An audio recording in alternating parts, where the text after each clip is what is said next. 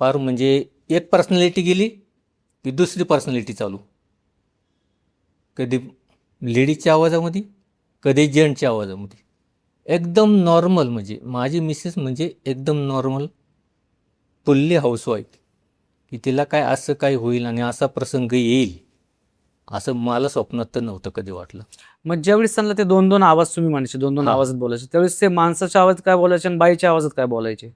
महिलेच्या आवाजामध्ये बोलायचे की ही व्यक्ती नको इथं, नाही का.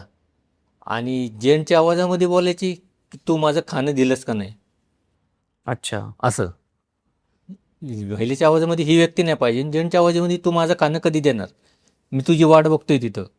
म्हणजे कुठं तर त्यांचं कुठं ते गावच्या हद्दीत काय असेल, शिववरती वगैरे. का आम्ही तिथनं पास करून गेलो होतो पुलावरनं, तिथं स्मशानभूमी होती.